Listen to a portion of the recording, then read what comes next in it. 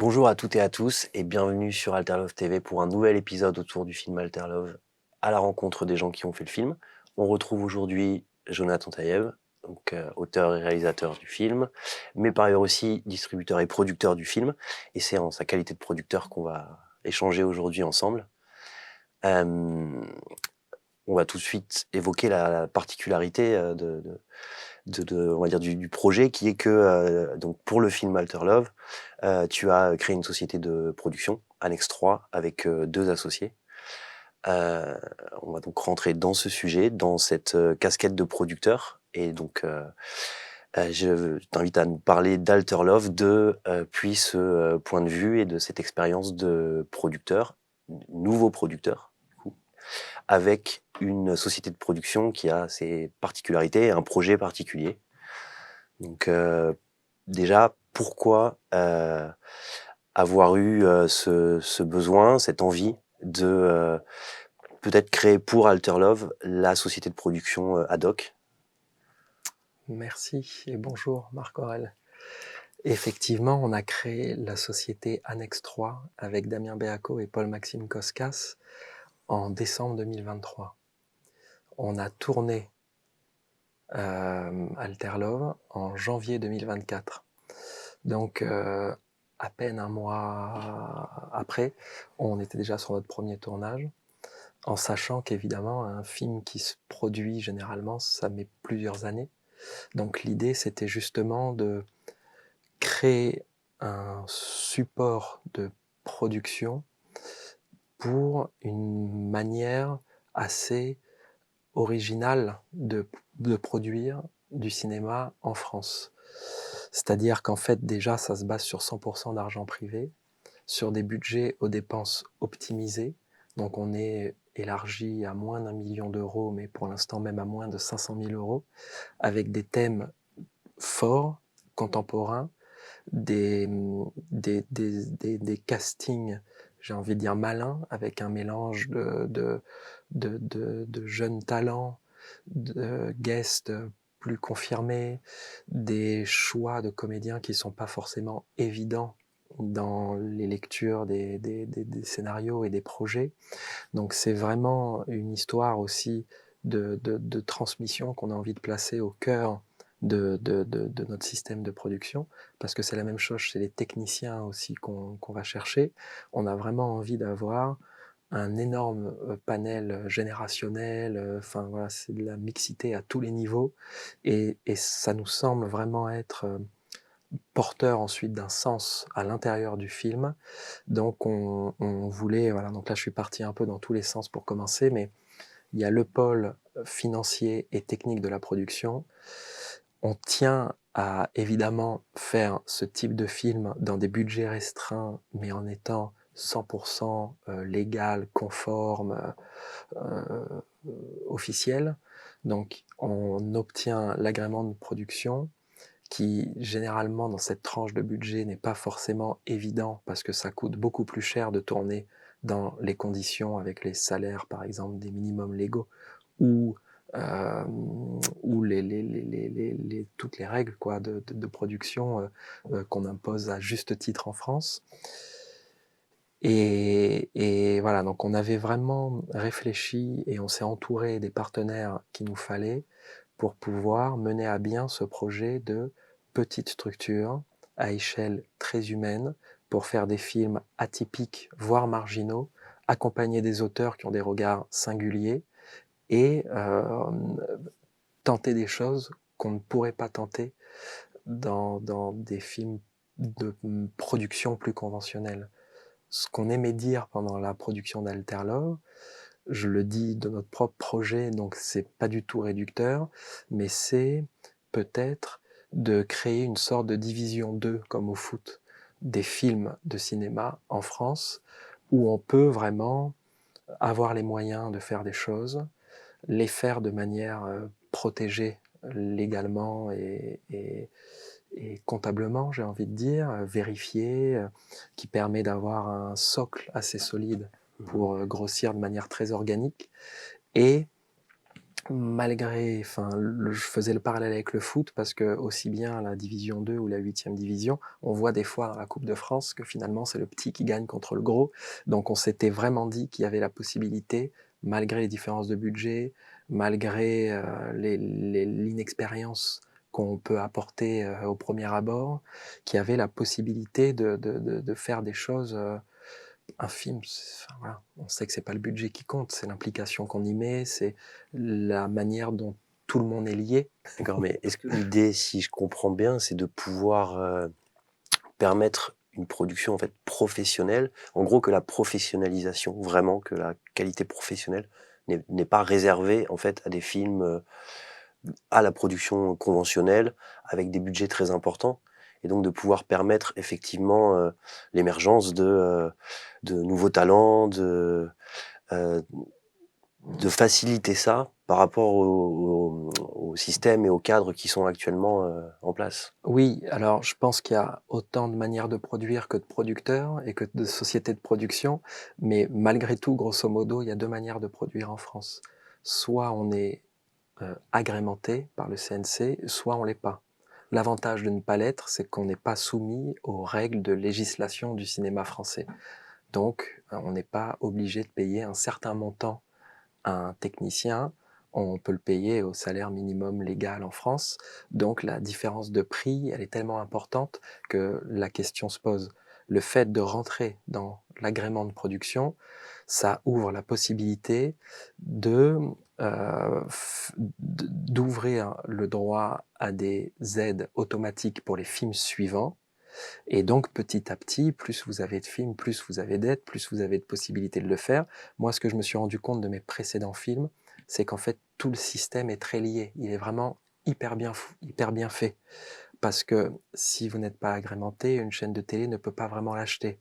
Parce que, en gros, ils vont l'acheter de leur propre denier. Mmh. S'il est agrémenté, ça part dans une enveloppe qui est consacrée à l'achat de films français agrémentés, qui sont obligés de dépenser. Donc, mais c'est pas que ça, c'est-à-dire que si on n'est pas acheté par une télé, si on n'est pas soutenu, bah, c'est plus difficile d'avoir une distribution. Si on n'a pas de distribution, on n'a pas de presse. Si on n'a pas de presse, on n'a pas de visibilité. Si on n'a pas de visibilité, il n'y a plus de films.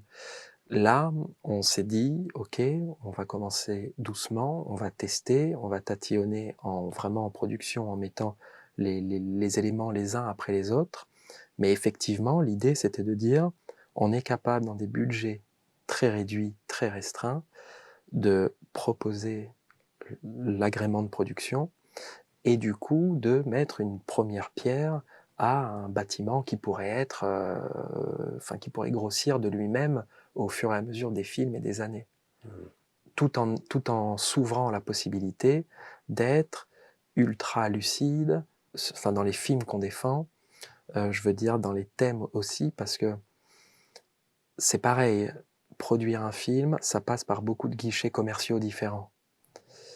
Le fait de réduire ces guichets à des investisseurs privés, effectivement, on se coupe du regard du marché, mais ça peut se transformer en force.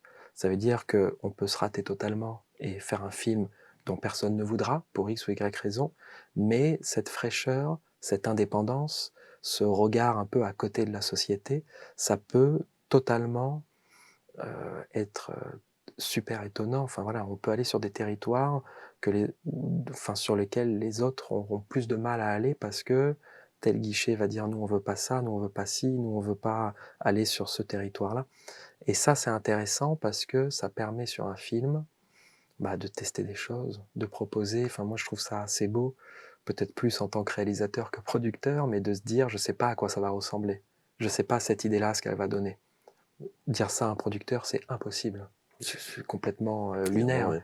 Mais pourtant, je ne connais pas les ratios, mais je suis sûr que dans l'histoire du cinéma, il y a eu des découvertes, il y a eu des coups d'éclat qui ont été faits sur ce principe-là, forcément. Je veux dire, si je sais très bien que c'est dessiné, c'est très bien aussi, hein, mais si je sais à la virgule près ce qui va se passer dans ma tête de réalisateur, je laisse pas la porte ouverte à tout le reste. Et c'est dommage parce que dans tout le reste, il y a peut-être la chose qui va se passer qui va être Faire la différence. ouais complètement.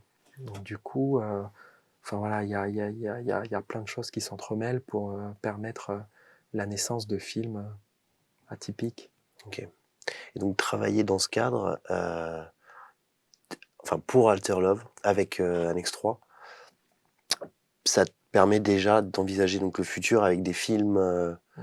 de pouvoir les développer et les, produire avec, plus de facilité du coup, tout en restant dans ce cinéma-là? Je, enfin, c'est plus que concret parce qu'on est en ce moment en développement de. Alors on travaille sur 7 projets, mais évidemment on sait que sur 7 projets, il y en a peut-être 2 ou 3 qui seront véritablement produits, Mmh. mais on a monté un pôle de développement au sein d'Annex 3. Je salue au passage Jean-Baptiste et Camille qui s'en chargent. Donc on récupère les scénarios, on les triture dans tous les sens et on travaille avec les auteurs en sachant que les auteurs sont vraiment au centre enfin, j'ai même envie de dire l'intimité des auteurs est complètement au centre, je veux dire, de notre projet. L'idée, c'est de les comprendre, de les accompagner, justement de pousser ce qui fait que ce sont des auteurs totalement singuliers. Et c'est là où on a envie d'aller. Je veux dire, c'est encore une fois, c'est pas l'idée de, de, de, de faire des films à recettes, c'est vraiment de dire, ok, ça on l'a jamais vu, ça nous intéresse. Et on y va et on met un petit peu de fond sur le développement des films, donc ce qui est souvent aussi difficile d'accès pour des productions à faible coût.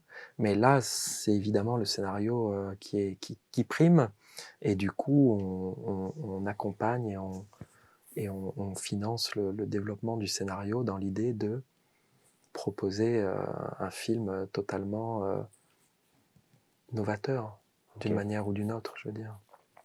Et à ce jour, cette démarche donc, originale, inédite, très innovante, par rapport aux acteurs traditionnels, on va dire institutionnels du cinéma, quels ont été les retours jusque-là? Est-ce que les voilà, dans le système classique, est-ce qu'ils sont étonnés? Est-ce qu'ils sont compréhensifs, du truc? Est-ce qu'ils appréhendent? Est-ce que Je crois sincèrement que on a été très très bien accueillis par tout et tout le monde, par les syndicats, par les autres producteurs, par les chaînes de télé, enfin voilà, par tous les partenaires qu'on pourrait imaginer.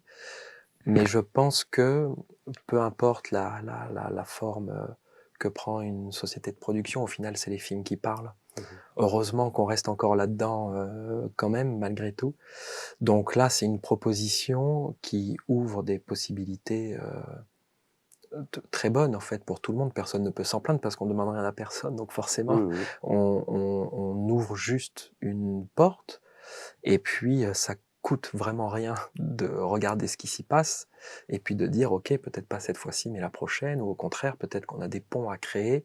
Donc effectivement, on a, créé pas mal de relations commerciales pour ce film ou pour le futur avec, la mise en place de cette société. OK. Et donc ce qui est bien, c'est que Alter Love existe en tant que lui-même, en tant que Mmh. film et que création artistique, cinématographique, mais c'est aussi le comment? Le c'est la vitrine de cette société de production et pour l'instant, il y a son vaisseau amiral, quoi. C'est-à-dire les Mmh. et heu, toi, en tant que, du coup, producteur et réalisateur du film, est-ce que ça a été aussi pour toi le peut-être l'occasion de résoudre, peut-être les conflits qu'il y a aussi traditionnellement entre un réalisateur et un auteur? Alors, enfin pardon, un réalisateur et un producteur. Alors, je sais pas, est-ce que tu as eu des moments un peu pas de schizophrénie, mais de moments où tu te dis, «Moi réalisateur, j'aimerais faire ça. Comment est-ce que moi, en tant que producteur, j'y réponds? Comment est-ce que ça s'accorde? Est-ce que, C'est ce qui est vraiment génial, parce qu'en fait, si un producteur me dit: «Bah, ça, on peut pas le faire parce que ça coûte trop cher», bah, en tant que réalisateur, je vais dire: «Mais non, pas du tout, faut le faire, trouver une solution, j'en sais rien».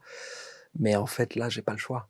C'est-à-dire qu'en fait, je suis obligé de prendre en compte dans mon écriture, dans mon développement, dans ma réalisation, la réalité budgétaire. Donc franchement pas si compliqué non plus. J'allais dire c'est pas facile, mais en fait si. Je veux dire voilà, j'écris en fonction de ce qu'on a.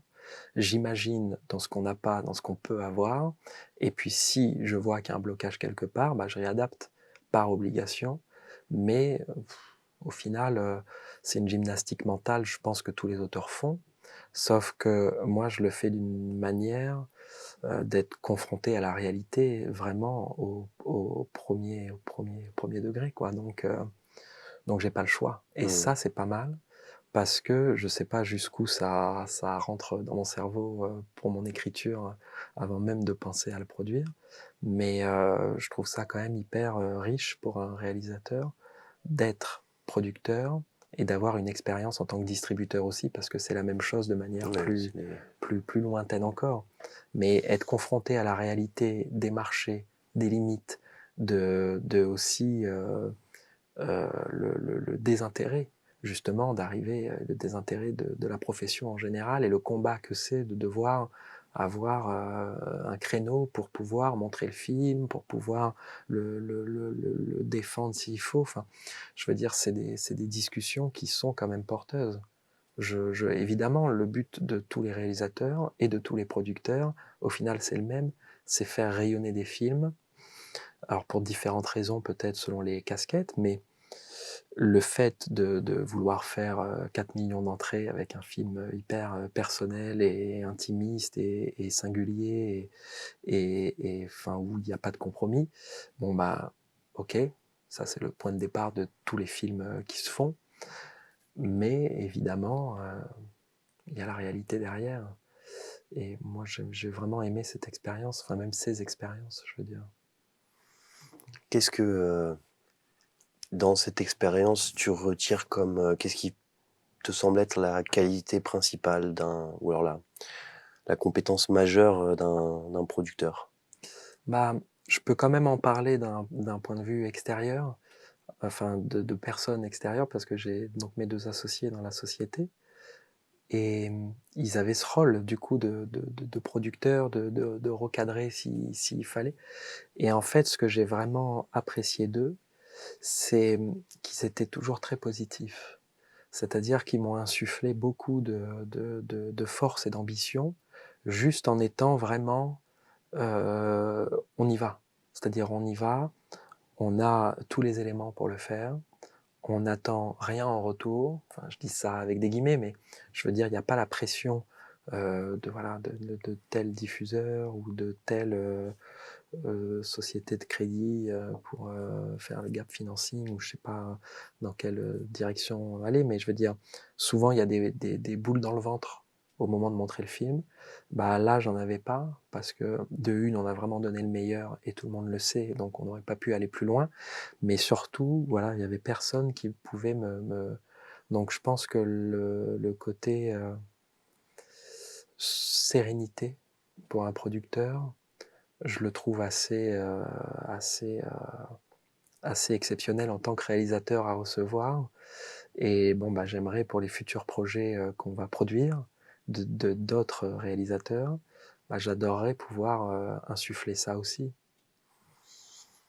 Non, mais c'est très intéressant parce on se dit souvent, enfin on déduit, on se dit dans quand il y a un film, il y a l'équipe créative, hein, Mhm. du réalisateur et cetera et puis on s'imagine que les producteurs, sont plutôt, comme ils disent les Américains, les suits quoi. C'est-à-dire, Mhm. les costumes qui sont là et qui viennent juste vérifier que, l'argent est bien dépensé et que, on traîne pas sur le planning parce que chaque jour, d'imprévu rajoute, augmente le budget. Mais à ce que je comprends et d'autant plus dans la forme que tu as choisi de créer pour ça, il est question effectivement aussi comme de sérénité, d'optimisme et d'y croire en fait. Peut-être qu'on oublie un peu trop que, les producteurs, ils croient pas qu'aux chiffres en fait. Ils croient aussi à, que le film, il peut être fait, il doit être fait et que, il faut aussi se montrer créatif parce que j'ai l'impression qu'en créant un extra, alors on parle pas de la créativité effectivement d'un réalisateur ou d'un scénariste ou d'un acteur, mais il faut quand même, dans ce milieu de la production, réussir à se dire, «Faisons quelque chose qui n'a pas été fait avant» et ça me semble être une des définitions de la créativité, en fait. Donc Ouais. c'est pas du tout, genre, contradictoire de dire que, un producteur est aussi un créatif dans ces cas-là? Pour moi, c'est un métier ultra créatif parce que effectivement, bon, déjà, ça réunit beaucoup de pôles. Vous savez, les avocats, Mmh. c'est hyper créatif. C'est-à-dire, on se dit, OK, ils appliquent des lois et tout, mais c'est l'interprétation de la loi. Il y a 1000 manières de résoudre un conflit. Bah, la production, c'est pareil. Et voilà, comment on fait les contrats, c'est une vraie question. C'est une vraie question, mais des fois, il faut beaucoup d'imagination. Le choix du casting, il y a aussi une vraie question. Vers qui on va, pourquoi on y va, qu'est-ce que ça représente, est-ce que le mélange est bon, est-ce que ça rentre dans un endroit, et si ça y rentre pas, bah, qu'est-ce qu'on vend du coup comme package. Euh, et puis évidemment aussi les limites techniques. Voilà, quelle partie du budget on donne au montage son, au mixage son, qui sont des choses, je veux dire, le professionnalisme du film, il passe des fois plus par le son que l'image. L'image, ça peut être un style, que ce soit dégueulasse. Un son dégueulasse, personne ne regarde Mmh. le film. Mais un son, ça coûte cher, en vrai. Donc ça veut dire que si vous avez un budget très restreint, est-ce que c'est logique de donner 10% de son budget au son? Parfois même beaucoup plus, dans notre cas, beaucoup plus. Mais je veux dire, c'est des questions et il faut savoir y répondre, parce que si vous y répondez mal, bah, peut-être que votre film il passe de singulier à irregardable. Ouais. Et puis prendre les bons risques, quoi. Et puis aussi, des fois, je pense, ça a été le cas d'Alter Love. Je parle au nom de mes deux associés, mais peut-être qu'ils le diront aussi au moment de leur passage, mais on a, on a un vrai film à représenter. Ce que je veux dire, c'est qu'effectivement, c'est le premier, donc tout est allé très vite, donc on a maîtrisé un minimum de ce qu'on a pu maîtriser, mais ces questions-là, on se les est vraiment beaucoup posées, parce que voilà, sur quoi on capitalise pour notre premier film, la gestion du rythme, la gestion du ton, c'est des vrais risques de dire, bah, on est entre deux. C'est des vrais risques de dire, on représente une comédie romantique, mais on l'est pas vraiment. C'est des vrais risques de dire, enfin, il y a tous les atouts pour que ce soit un film très joyeux, mais il y a énormément de mélancolie. Mmh. Donc, je veux dire, c'est des risques aujourd'hui qui sont très très difficiles d'être pris. Plus le film est gros, moins on peut prendre ce risque-là. Ce que je comprends, ce que tout le monde comprend, je veux dire, c'est logique. Mais du coup, pourquoi pas dire, on tente une nouvelle voie pour faire ces coups-là. Pour Alter Love, qu'est-ce qui a et en tant que producteur, qu'est-ce qui a été hem, le, la chose qu'il a fallu débloquer en premier pour, que ça puisse, se lancer? Est-ce que ça a été Kim Michelin? Quel était pour toi, le producteur, qu'est-ce que tu as identifié d'abord comme étant, la première clé qui allait, commencer à tu vois, avec laquelle on allait pouvoir, commencer à débloquer toutes les serrures du film? Bah, la première chose, c'est toujours le scénario. Je pense que ça le restera encore longtemps, j'espère, parce que bon, voilà, le point de départ du film, le synopsis, puis le traitement, puis le scénario, ça forme déjà un pilier ultra méga important de toute la production qui va découler.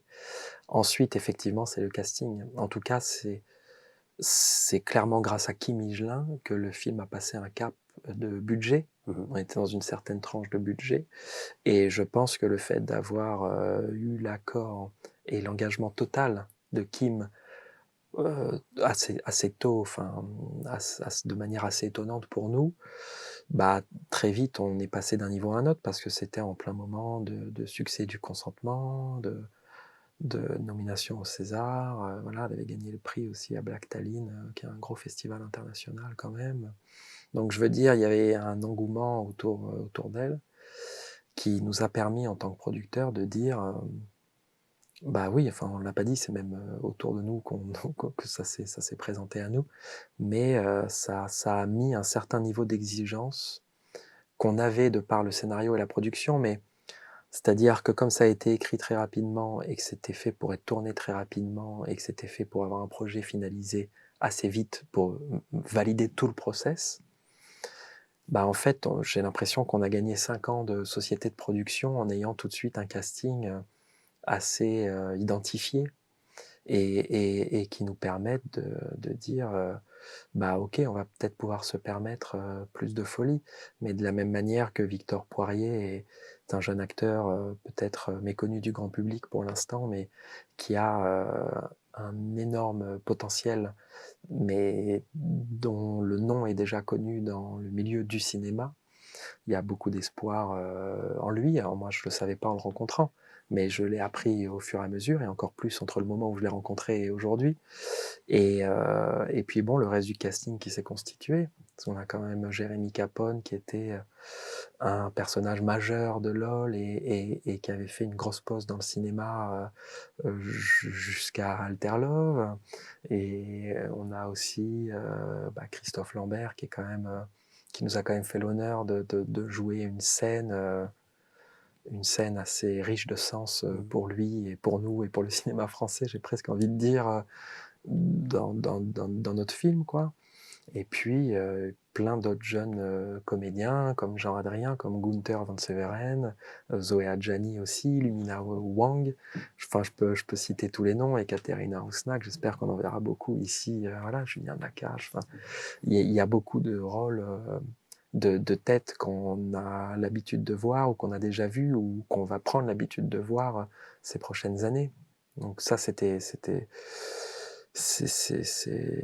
un travail qui est assez passionnant aussi, cette espèce de puzzle à mettre en place entre jeunes talents, talents confirmés, grandes promesses, revenants. Enfin voilà, je veux dire, c'est hyper bien. Et est-ce que, parce que ça, il y a effectivement un nombre important de réalisateurs qui sont en position de produire eux-mêmes leurs films. On en a déjà parlé un petit peu tout à l'heure, mais est-ce que tu as eu des moments pendant la production, pendant toutes les phases de production, de fabrication du film, est-ce qu'il n'y a pas eu un moment où tu aurais bien délégué à quelqu'un ta casquette de producteur ou alors ta casquette de réalisateur? Est-ce que tu as pu le faire à des moments où te dire aujourd'hui j'ai un peu du mal à savoir qui va prendre la décision Mais je l'ai fait émotionnelle? complètement, et j'aurais pas pu faire le film si je l'avais pas fait. J'ai eu la chance d'avoir mes meilleurs amis Boris Baum et Jean-Adrien avec moi au quotidien, qui sont aussi réalisateurs, qui sont aussi des producteurs indépendants, qui géraient la manière très exécutive et puis les petites tâches ingrates du producteur au quotidien, de gérer à 100% cette partie-là pour le tournage. J'avais mes associés Damien Beaco et Paul-Maxime Koskas qui étaient évidemment là aussi pour gérer l'administratif, le juridique, le financier, la logistique, toute l'organisation. Donc j'étais ultra bien entouré pendant ces 10 jours de tournage, avant et après. Donc, et évidemment, être le jour du tournage en pleine scène avec beaucoup d'enjeux narratifs et créatifs, et avoir quelqu'un qui vient me susurrer que le machinot, il veut des heures sup. Je dis le machinot parce qu'on n'en avait pas, au moins, parce qu'on n'a pas eu d'heures sup non plus. Mais je veux dire, évidemment, c'est pas possible. Je veux dire, c'est pas possible. Là, il y a de quoi, à mon avis, devenir complètement fou. Donc pendant ces 10 jours de tournage, j'étais totalement dans une bulle. J'ai eu très peu de remontées d'informations de problèmes qu'on a pu avoir. Par exemple, on a un décor qui nous a lâché à 22h alors qu'on devait y être le lendemain dans l'après-midi. Ça, moi, je l'ai pas su. On me l'a caché. On me l'a caché, et je pense à juste titre. Je remercie vraiment. Voilà. Et puis je parle de tous ces postes clés et décideurs qu'il y avait autour de moi, mais on avait aussi une équipe de production, d'assistantes de production. Enfin, on était quand même une dizaine à la prod sur ce film-là. Et évidemment, tout le monde a fait un travail. Enfin, tout le monde était en sur-régime à la fois pendant les 2 semaines de préparation et pendant les 2 semaines de tournage. Ok. Est-ce qu'il y a quelque chose que je ne t'aurais pas demandé et sur lequel tu penserais important de... Mais j'espère qu'il y a beaucoup de choses que tu ne m'as pas demandé, parce qu'en si peu de temps, résumer toute la production d'un film, je pense que c'est pas vraiment possible. Mais non, moi j'ai rien. Si tu penses, si toi tu es satisfait de tout le contenu de nos échanges aujourd'hui. Non, si, mais surtout ce qui est vraiment super et ce que je voudrais souligner, c'est que je pense que toutes les questions qu'on peut se poser, beaucoup des questions qu'on peut se poser se trouvent dans le film. et dans la manière effectivement dont il a été amené dans les salles, quoi. Et c'est bien d'avoir tous ces éclairages et de sentir encore, hein, parce que dans les rencontres qui sont faites là pour Alter Love TV, il y a vraiment, je pense, cette notion de rencontre et de confiance et de collectif et justement voilà quand tu parles de tes associés, des gens qui ont été aussi voilà producteurs, qui sont les assistants et assistantes à la réalisation, à la production, etc. Voilà, j'ai vraiment ce truc d'avoir l'aventure dans le film est aussi celle de l'aventure du film et ouais, je suis assez touché par le fait que je me dis il y a quelque chose qui semble fragile, mais peut-être qu'en fait c'est peut-être pas si fragile que ça parce que il y a eu du boulot. De toute évidence, il y a eu beaucoup de travail, il y en a encore d'ailleurs, mais jusqu'à ce que le film sorte et qu'il soit voilà, et puis qu'après il vive peut-être un peu de lui-même et que vous passiez sur d'autres films, mais non, c'est un très, je sais pas, félicitations. Merci Pas beaucoup. trop le dire là parce qu'on Merci est en train de beaucoup. travailler, mais non, mais voilà, c'est forcément plus intéressant de parler d'un film pour lequel il y a eu voilà, une créativité ouais, qui ne se réduit pas à voilà, on fait un film, artistiquement on va faire ça, on va faire des trucs nouveaux, on va essayer plein de choses. Pour chaque séquence, il va y avoir une idée forte de réalisation. C'est super que ce soit comme ça déjà pour le film, mais que ce soit aussi pour ça qu'il y ait toute voilà, une réflexion constante et des sociétés qui soient créées pour ça, et cetera. D'une part, c'est impressionnant et c'est très enthousiasmant et ça donne vraiment envie de découvrir le travail fait, le film, et de savoir comment ce travail a été fait. Donc, Merci beaucoup. merci à tous d'avoir suivi cet épisode d'Alter Love TV. On espère que ça vous a plu et on vous donne rendez-vous très prochainement pour un nouvel épisode. Yeah.